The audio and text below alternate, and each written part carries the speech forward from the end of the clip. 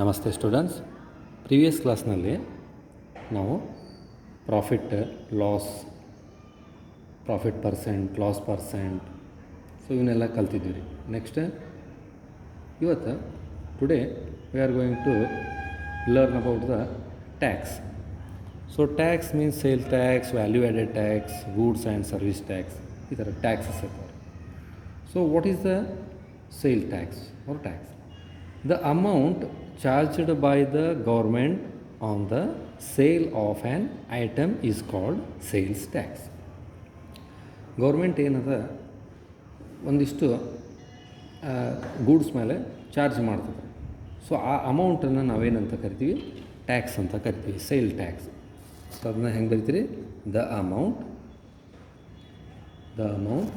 Charge by the government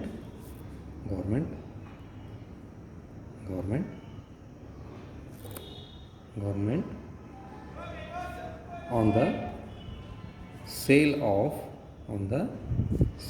of an item is called sales tax. Sales tax. Shopkeeper collects it from the customer and gives to the government. So the sales tax will always be on the selling price of the item and is added to value of the bill. ಬಿಲ್ನಲ್ಲಿ add ಮಾಡ್ತಾರೆ. ಅದು ಏನು sale ಟ್ಯಾಕ್ಸನ್ನು add ಮಾಡಿ ನಮಗೆ ಕೊಡ್ತಾರೆ. So earlier you must have see sales tax on the bill. Nowadays you will mostly see value added tax. So ಒಂದು example ರೀ.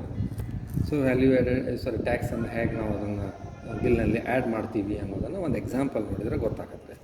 So if the sales tax of 5% is added to an item, ಒಂದು item ಮೇಲೆ sale ಟ್ಯಾಕ್ಸನ್ನು 5% ಅಂತ ತೊಗೊಂಡ್ರೆ item whose selling price is SP is rupees 1500. Then find the bill amount. ಬರೀ bill amount ಹಂಗಲ್ರಿ, bill amount including tax include ಆಗೋಂಗೆ ಮಾಡಿದೆ. So the tax amount find out ಮಾಡ್ತಾರೆ. Solution: tax amount is equal to 5% of 1500 is equal to 5/100 into 1500. Last 2 0 get cancel. 15 5s rupees 75. ಇದು ಏನಾದರೆ tax amount ಆಯಿತು. ಇನ್ನು ಅದನ್ನು ಬಿಲ್ನಲ್ಲಿ ಹೆಂಗೆ ಹಾಕ್ತಾರೆ? ಹೆನ್ಸ್ ದ ಬಿಲ್ ಅಮೌಂಟ್ನಲ್ಲಿ ಆ್ಯಡ್ ಮಾಡಿ ಹಚ್ಬೋದು. Bill amount is equal to selling price ಎಷ್ಟದ ಮತ್ತು ಟ್ಯಾಕ್ಸ್ ಎರಡೂ ಕೂಡ ಆ್ಯಡ್ ಮಾಡಿ ಕೊಡ್ತಾರೆ. 1500 ಸೆಲ್ಲಿಂಗ್ ಪ್ರೈಸ್ ಆದರೆ, ಟ್ಯಾಕ್ಸ್ ಎಷ್ಟಾದರೆ 75 ಆದರೆ. So bill amount rupees 1575 only. 1575 add ಮಾಡಿ ಬಿಲ್ಲನ್ನು ಕೊಡ್ತಾರೆ. ಸೊ ಇದು ಏನಾದ್ರಿ ಟ್ಯಾಕ್ಸ್ ಆಯಿತು. ಸೊ ನೆಕ್ಸ್ಟ್ ಏನಾದ್ರಿ compound interest. So compound interest ಅನ್ನೋಕ್ಕಿಂತ ಮೊದಲು ನಮಗೆ ಇಂಟ್ರೆಸ್ಟ್ ಅಂದರೆ ಏನು ಅನ್ನೋದು ನಮಗೆ ಗೊತ್ತಿರಬೇಕು. ಕಂಪೌಂಡ್ ಇಂಟ್ರೆಸ್ಟ್, ಸಿಂಪಲ್ ಇಂಟ್ರೆಸ್ಟ್ ನಾವು ಏನಂತೀವಿ. ಫಸ್ಟ್ ಇಂಟ್ರೆಸ್ಟ್ ಅಂದರೆ ಏನು ಅನ್ನೋದು ಗೊತ್ತಾಗುತ್ತೆ. ಸೊ ಕಂಪೌಂಡ್ ಇಂಟ್ರೆಸ್ಟ್ ಹೇಳೋಕ್ಕಿಂತ ಮೊದಲು interest is the extra money paid by institutions like banks or post offices on money deposited or kept with them. So interest is also paid by people when they borrow money. So ಇಲ್ಲಿ ಏನು ಅರ್ಥ ಆಗಬೇಕಪ್ಪ ಅಂತಂದ್ರೆ, ಇಲ್ಲಿ interest ಅಂತಂದರೆ extra money paid by institution, bank ಅಥವಾ post office ಏನು ಮಾಡ್ತಾರೆ, ನಾವೇನಾದರೂ ಅಮೌಂಟನ್ನು ಅಲ್ಲಿ ಇಟ್ಟಿವಿ ಅಂತಂತಂದ್ರೆ ಸೊ ಅವ್ರು ನಮಗೊಂದು ಎಕ್ಸ್ಟ್ರಾ ಮನಿ ಅಂತ ಕೊಡ್ತಾರೆ, ಎಕ್ಸ್ಟ್ರಾ ಅಮೌಂಟನ್ನು ನಮಗೆ ಕೊಡ್ತಾರೆ. ಅಥವಾ ಸಪೋಸ್ ನಾವು ಬ್ಯಾಂಕ್ನಲ್ಲಿ ಇಟ್ಟಿವಿ ಅಂತಂತಂದರೆ ಈ ರೀತಿ ಆಗುತ್ತೆ. ಸಪೋಸ್ ಬ್ಯಾಂಕ್ನವ್ರ ಕಡೆಯಿಂದ ನಾವು ಲೋನ್ ತೊಗೊಂಡಿವಿ ಅಂತಂತಂದ್ರಲ್ಲಿ ಏನು ಮಾಡ್ತಾರೆ, ನಾವು ಅವರಿಗೆ ಎಕ್ಸ್ಟ್ರಾ ಮನಿಯನ್ನು ಪೇ ಮಾಡಬೇಕಾಗತ್ತೆ. ಸೊ ಇಲ್ಲಿ ಎರಡೂ ರೀತಿಯಿಂದ ಗೊತ್ತಿರಬೇಕು. ಬ್ಯಾಂಕ್ನಲ್ಲಿ ನಾವು ದುಡ್ಡಿಟ್ರೆ ಬ್ಯಾಂಕ್ನವ್ರು ನಮಗೆ ಕೊಡ್ತಾರೆ, ಅಥವಾ ಬ್ಯಾಂಕ್ನಿಂದ ನಾವು ಲೋನ್ ಅಂತ ತೊಗೊಂಡ್ವಿ, ಸಾಲ ಅಂತ ತೊಗೊಂಡಿವಿ ಅಂತಂದ್ರೆ ನಾವು ಅವ್ರಿಗೆ ಎಕ್ಸ್ಟ್ರಾ ಅಮೌಂಟನ್ನು ಕೊಡಬೇಕು, ಮನಿಯನ್ನು ಕೊಡಬೇಕು. ಈಗ ಸಿಂಪಲ್ ಇಂಟ್ರೆಸ್ಟಿಗೂ ಮತ್ತು ಕಾಂಪೌಂಡ್ ಇಂಟ್ರೆಸ್ಟಿಗೂ ಏನು ಅಂತ ಡಿಫ್ರೆನ್ಸಿಯೇಷನ್ ಐತ್ರಿ. ಸಿಂಪಲ್ ಇಂಟ್ರೆಸ್ಟ್ ಅಂತಂತಂದರೆ ಏನು, ಕಾಂಪೌಂಡ್ ಇಂಟ್ರೆಸ್ಟಿಗೂ ಏನು ಅಂತ ಅದು. ಸೊ ಇಂಟ್ರೆಸ್ಟ್ ಅಂತಂದರೆ ಏನಂತ ಹೇಳಿದ್ರಿ, interest is the extra money paid by the institution like banks or post offices on money deposit with them. So ಇಲ್ಲಿ ಸಿಂಪಲ್ ಇಂಟ್ರೆಸ್ಟಿಗೂ ಮತ್ತು ಕಂಪೌಂಡ್ ಇಂಟ್ರೆಸ್ಟಿಗೂ ಏನು ಅಂತ ಡಿಫ್ರೆನ್ಸಿಯೇಷನ್ ಐತೆ ಅಂತಂದ್ರೆ, ನೀವು 100 ರೂಪೀಸ್ ನೀವು ಬ್ಯಾಂಕ್ನಲ್ಲಿ ಇಟ್ರಿ ಅಂತಂದ್ರೆ 1 ಇಯರ್ 10% ಅಂತ ಇಟ್ರಿ ಅಂತಂತಂದ್ರೆ, ಸೊ ಅವ್ರು ಏನು ಮಾಡ್ತಾರೆ ರೀ, ನಿಮಗೆ 1 ಇಯರ್ಗೆ 100 ಪ್ಲಸ್ 10% ಅಂತಾರೆ, 10 rupees is equal to 110. Simple ಇಂಟ್ರೆಸ್ಟನ್ನು ನೀವು ಹೆಂಗೆ ತೆಗಿತೀರಿ, so PTR upon 100. So P ಅಂತಂದ್ರೆ ಪ್ರಿನ್ಸಿಪಲ್, ಬೇಸಿಕ್ ಅಮೌಂಟ್ ಎಷ್ಟೈತೆ ರೀ, 100 ಐತೆ original amount. So T means 1 year, so R means 10 divided by 100, PTR upon 100 simple ಇಂಟ್ರೆಸ್ಟನ್ನು. ಸೊ 100 ಗೆಟ್ ಕ್ಯಾನ್ಸಲ್, ನಿಮ್ಗೆ ಎಷ್ಟು ಬಂತದ ರೀ, ಸಿಂಪಲ್ ಇಂಟ್ರೆಸ್ಟ್ 10 ಅಂದರೆ ಇದು 10. ಸೊ ಈ 10ಅನ್ನು ನೀವು 100 ಅದನ್ನು ನೀವು 100ಕ್ಕೆ 10ಅನ್ನು ಆ್ಯಡ್ ಮಾಡಿದರೆ 110 ಬಂತು ರೀ. ಸಪೋಸ್ ನೀವು 100ಅನ್ನು ಪ್ರಿನ್ಸಿಪಲನ್ನು ಇಟ್ಕೊಂಡು 2 ಇಯರ್ಗೆ ತೊಗೊಂಡ್ರಿ, ಅದ ಸೇಮ್ 10% ಅಂತ ಆಗ ನಿಮ್ಗೆ ಏನಾಗತ್ತೆ ರೀ, 100 plus 20 is equal to 120. Suppose ನೀವು 100 ರೂಪೀಸನ್ನು ನೀವು 3 ಇಯರ್ ಇಟ್ರಿ ಅಂತಂತಂದರೆ, ಕಂಟಿನ್ಯೂ ಮಾಡಿರಿ ಅಂತಂದ್ರೆ ಅದ 10% ಇತ್ತು ಅಂತಂದ್ರೆ 100 ಪ್ಲಸ್ 30 ಈಸ್ ಈಕ್ವಲ್ ಟು 130. ಈ ಥರ. ಇನ್ನು ಕಂಪೌಂಡ್ ಇಂಟ್ರೆಸ್ಟ್, ಸಿಂಪಲ್ ಇಂಟ್ರೆಸ್ಟಿಗೂ ಕಂಪೌಂಡ್ ಇಂಟ್ರೆಸ್ಟಿಗೂ ಏನು ವ್ಯತ್ಯಾಸ ಆಗುತ್ತೆ ರೀ. ಸೊ ಇಲ್ಲಿ ಇದು ಸೇಮ್ ರೀ, 100 ನೀವು ಅಮೌಂಟನ್ನು ಇಟ್ರಿ ಅಂತಂತಂದ್ರೆ ಬ್ಯಾಂಕ್ನಲ್ಲಿ 1 ಇಯರ್ಗೆ, ಸೊ 100 ಪ್ಲಸ್ 10 ಹೆಂಗೆ ಬರ್ತದೆ ಅನ್ನೋದು ಗೊತ್ತೈತೆ ರೀ ನಿಮಗೆ. ಸಿಂಪಲ್ ಇಂಟ್ರೆಸ್ಟ್ನ ಇಲ್ಲಿ ಕ್ಯಾಲ್ಕುಲೇಟ್ ಮಾಡ್ತೀರಿ. ಸೊ 100 ಪ್ಲಸ್ 10 110 ರೂಪೀಸ್ ಬರ್ತದೆ ರೀ, ಮತ್ತು 110 ಮತ್ತು ಇದು ಸಿಂಪಲ್ ಇಂಟ್ರೆಸ್ಟ್. ಕಂಪೌಂಡ್ ಇಂಟ್ರೆಸ್ಟ್ನಲ್ಲಿ ಸಿಂಪಲ್ ಇಂಟ್ರೆಸ್ಟ್ ಫಸ್ಟ್ 1 ಇಯರ್ಗೆ ಆಯ್ತದೆ.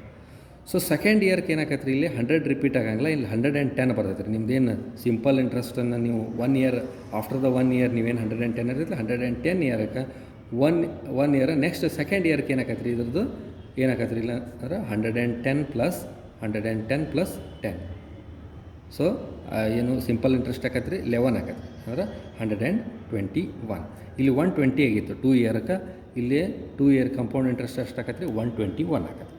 ಸೊ ಇದು 121ಕ್ಕೆ, ಸೊ 121 ಇಲ್ಲಿ ನಿಮ್ಗೆ 121 ಪ್ಲಸ್ 12 ಆಕತ್ತೆ, ಅಂದರೆ ಎಷ್ಟಾಗತ್ತೆ ನೋಡಿರಿ, ಇದು 3 ಇಯರ್ಗೆ ಎಷ್ಟಾಗತ್ತೆ ನೋಡಿರಿ, 121. ಸೊ 213 133 ಆಕತ್ತೆ. ಸೊ ಇಲ್ಲೇ ನೀವು 3 ಇಯರ್ಗೆ ಸಿಂಪಲ್ ಇಂಟ್ರೆಸ್ಟ್ನಲ್ಲಿ 130 ರೂಪೀಸ್ ಬಂದ್ರೆ ನಿಮ್ಗೆ ಕಂಪೌಂಡ್ ಇಂಟ್ರೆಸ್ಟ್ನಲ್ಲಿ 133 ಅಂದರೆ 3 ರೂಪೀಸ್ ಜಾಸ್ತಿ ಬರ್ತದೆ. ಸೊ ಬೇಕಿದ್ರೆ ಮಾಡಿ ನೋಡಿರಿ ನೀವು, ಸಿಂಪಲ್ ಇಂಟ್ರೆಸ್ಟ್ ಹೆಂಗೆ ಇಯರ್ಲಿ ಬೈ ಇಯರ್ಲಿ ಹೆಂಗೆ ಚೇಂಜ್ ಆಗೋತಾಗುತ್ತೆ ರೀ. ಸೇಮ್ 1 ಇಯರ್ಗೆ 10%, 2 ಇಯರ್ಗೆ 10%, 3 ಇಯರ್ಗೂ 10%. ಬಟ್ ಇಲ್ಲಿ ಏನಾಗತ್ತೆ ರೀ, ಇಲ್ಲೇ ಪ್ರಿನ್ಸಿಪಲ್ 100 ಏನಿರ್ತೈತಲ್ಲ ಇದು ಪ್ರತಿ ವರ್ಷಕ್ಕೆ ಚೇಂಜ್ ಹಾಕೋದು ಬರ್ತೈತಿ, ಅದ್ರ ಮೇಲೆ ಕ್ಯಾಲ್ಕುಲೇಟ್ ಕಂಪೌಂಡ್ ಇಂಟ್ರೆಸ್ಟ್ ಮಾಡ್ತಾರೆ. ಸಿಂಪಲ್ ಇಂಟ್ರೆಸ್ಟ್ ಏನಾಗತ್ತೆ ರೀ, 100ಅನ್ನು ಕಂಟಿನ್ಯೂ, ಪ್ರಿನ್ಸಿಪಲ್ ಏನಾಗತ್ತೆ ಕಂಟಿನ್ಯೂ ಹಾಕೋತನ ಬರ್ತೈತೆ ರೀ, ಇಲ್ಲಿ ಏನೂ ಚೇಂಜ್ ಆಗೋದಿಲ್ಲ. ಇದು ಸಿಂಪಲ್ ಇಂಟ್ರೆಸ್ಟಿಗೂ ಕಂಪೌಂಡ್ ಇಂಟ್ರೆಸ್ಟಿಗೂ ಡಿಫ್ರೆನ್ಸಿಯೇಷನ್ ರೀ. The interest is, compound interest ಅಂದ್ರೆ ಏನಾಗತ್ತೆ ರೀ, ಇದು the interest is calculated on the amount of the previous year, ಹಿಂದಿನ ವರ್ಷದಲ್ಲಿ ಏನು ನೀವು ತೊಗೊಂಡಿರ್ತೀರಿ ಆ ಅಮೌಂಟ್. ಇದು 110, ಇದು ಪ್ರೀವಿಯಸ್ ಇಯರ್ ಆಗುತ್ತೆ, ಇಲ್ಲಿ ತೊಗೊತೀವಿ ನಾವು. ಇದ್ರದ್ದು ನೀವು ಕ್ಯಾಲ್ಕುಲೇಟ್ ಸಿಂಪಲ್ ಇಂಟ್ರೆಸ್ಟ್ ಮಾಡಿದ್ರೆ ಕ್ಯಾಲ್ಕುಲೇಟ್ ಮಾಡಿದ್ದು 121 ಬಂತು. 121 ಇದು ಪ್ರೀವಿಯಸ್ ಇಯರ್ ತೊಗೊಂಡ್ರೆ 121 ಕ್ಯಾಲ್ಕುಲೇಟ್ ಮಾಡೋದು. ಇಲ್ಲಿ ಹಂಗಾಗಲ್ಲ ರೀ. So previous year is known as, or year, this is known as compound interest. Compound interest ಅಂತಂದರೆ ಪ್ರೀವಿಯಸ್ ಇಯರ್ದು ನಾವೇನು ಮಾಡ್ತೀವಿ, ಕ್ಯಾಲ್ಕುಲೇಟ್ ಮಾಡ್ಕೊತ ಬರ್ತೀವಿ. Simple interest, compound interest.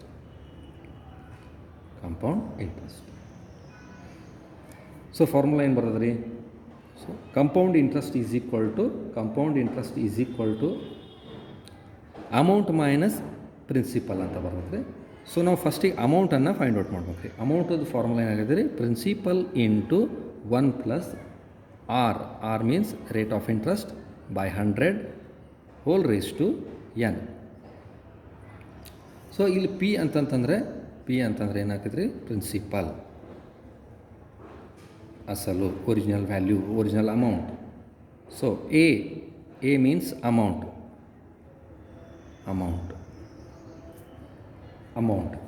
Then R is equal to rate. Next N is equal to number of years.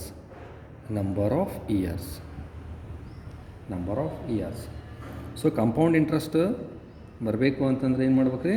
Amount minus principal. So ನಾವು ಅಮೌಂಟನ್ನು calculate ಮಾಡ್ಬೇಕಾದ್ರೆ ಇದನ್ನು ಯೂಸ್ ಮಾಡ್ತೀವಿ. ಸೊ ಈ ಫಾರ್ಮುಲಾ ಯೂಸ್ ಮಾಡ್ತೀವಿ.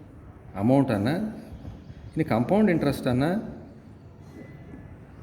ಫಾರ್ಮುಲಾ ಯೂಸ್ ಮಾಡ್ಕೋಬೇಕಾದ್ರೆ ಅಮೌಂಟ್ ಮೈನಸ್ ಪ್ರಿನ್ಸಿಪಲ್. ಸೊ ಲಾಸ್ಟಿಗೆ find out ಮಾಡ್ತೀವಿ ಕಂಪೌಂಡ್ ಇಂಟ್ರೆಸ್ಟನ್ನು. ಸೊ ಫಸ್ಟಿಗೆ ಮೊದಲು ಅಮೌಂಟ್ ಫೈಂಡ್ ಔಟ್ ಮಾಡಬೇಕು. So next half yearly find out ಮಾಡಬೇಕಾದ್ರೆ, ನಾವು ಕಂಪೌಂಡ್ ಇಂಟ್ರೆಸ್ಟನ್ನು ಫೈಂಡ್ ಔಟ್ ಮಾಡಬೇಕಾದ್ರೆ ಇಲ್ಲಿ ಏನು ಮಾಡ್ತೀವಿ? P into bracket 1 plus R divided by 200 whole raise to 2n. So ಇಲ್ಲಿ R/2 ಏನಾಗತ್ತೆ ರೀ? ಇಲ್ಲಿ half yearly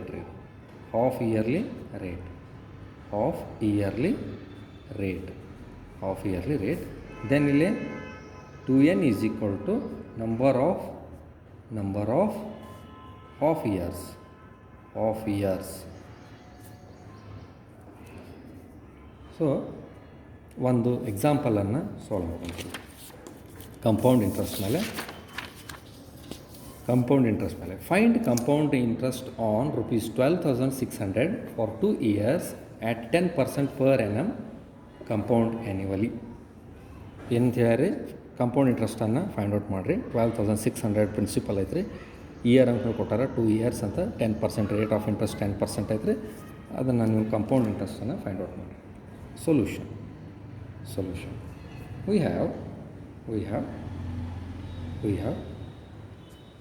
we have amount is equal to principal into bracket 1 plus r by 100 whole raised to n.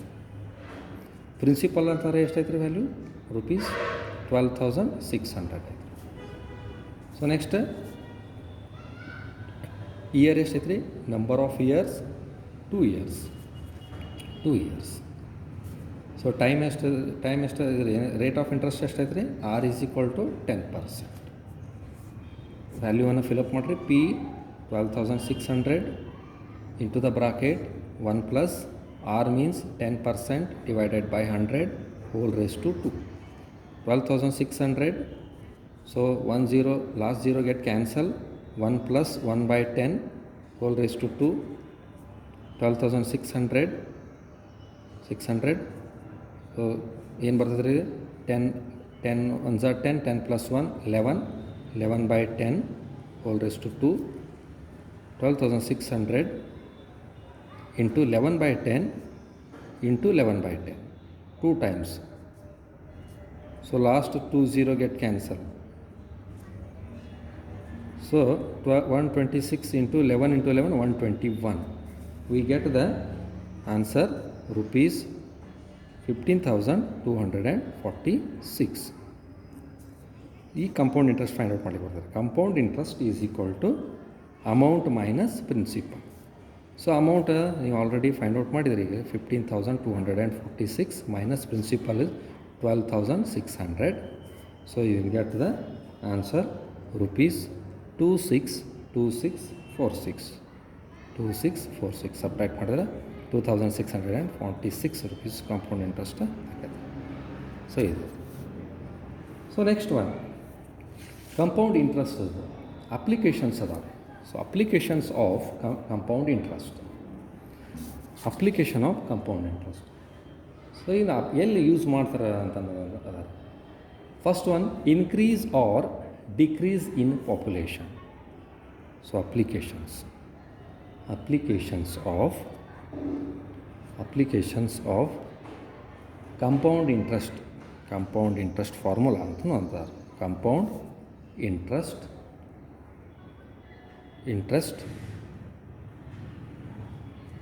formula. So first one, increase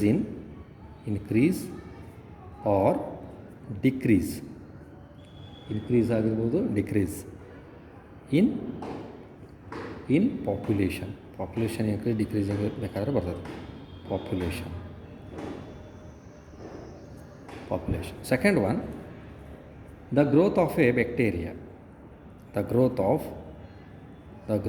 bacteria if the rate of growth is known,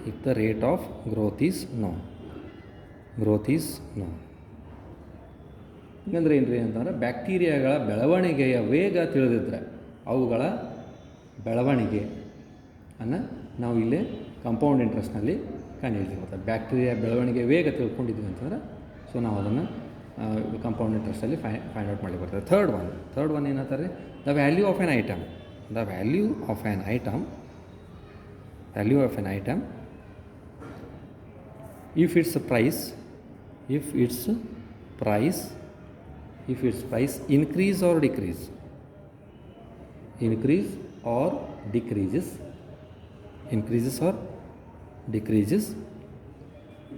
in the intermediate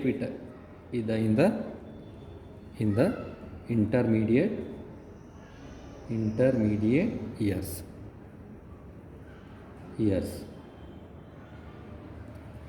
ಒಂದು ವಸ್ತುವಿನ ಬೆಲೆ ಬೇರೆ ಬೇರೆ ಕಾಲಾವಧಿಯಲ್ಲಿ ಹೆಚ್ಚು ಕಡಿಮೆ ಆದರೆ ಅದರ ಮೌಲ್ಯ ಅಂತಕ್ಕಂಥದ್ದಾಗ್ತದೆ. ಒಂದು ಎಕ್ಸಾಂಪಲ್ ಆಯ್ತು ಇದ್ರ ಮೇಲೆ. ಸೊ ಈ ಅಪ್ಲಿಕೇಶನ್ನ ಎಲ್ಲಿ ಆಕೈತಿ, ಹೆಂಗೆ ಯೂಸ್ ಮಾಡ್ಕೋಬೇಕು ಅನ್ನೋದು. The population of a city was 20,000 in the year.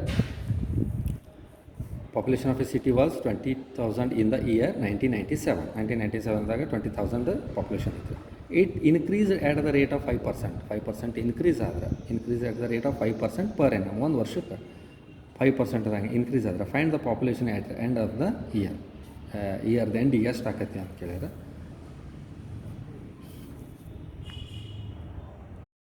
End of the year 2000 ಅಂತ ಹೇಳಿದ್ದಾರೆ.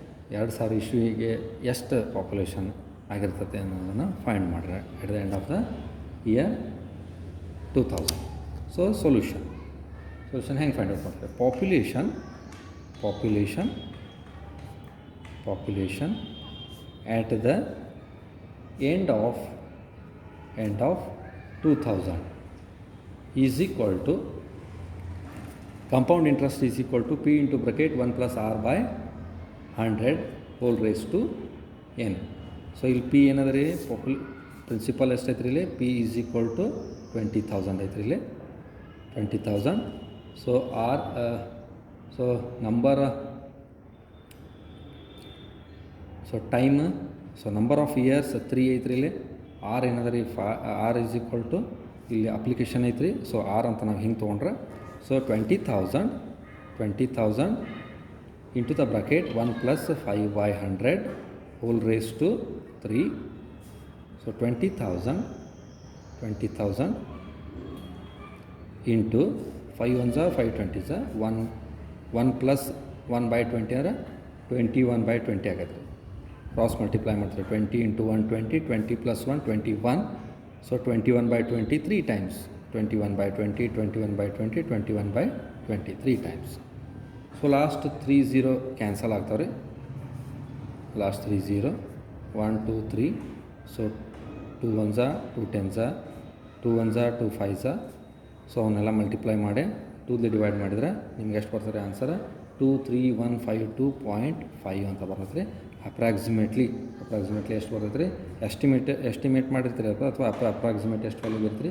Estimated population population is equal to 23,153 ಅಂತ ನಾವು ಕ್ಯಾಲ್ಕುಲೇಷನ್ ಮಾಡ್ತೀವಿ. ಸೊ ನಾವು ವರ್ಕ್ಡ್ ಎಕ್ಸಾಂಪಲ್ ಒಂದಿಷ್ಟು ಸಾಲ್ವ್ ಮಾಡಿ ಬಿಡಿಸಿವಿ. ಸೊ ಎಕ್ಸ್ಟ್ರಾ ಕ್ವಶನ್ಸ್ ಏನಾದಾರು ಎಕ್ಸಸೈಸ್ ಆಗಿರ್ತಾವೆ, ಸಾಲ್ವ್ ಮಾಡಿರಿ. ಡೌಟ್ ಇದ್ದರೆ ಕಾಂಟ್ಯಾಕ್ಟ್ ಮಾಡಿರಿ. Thank you.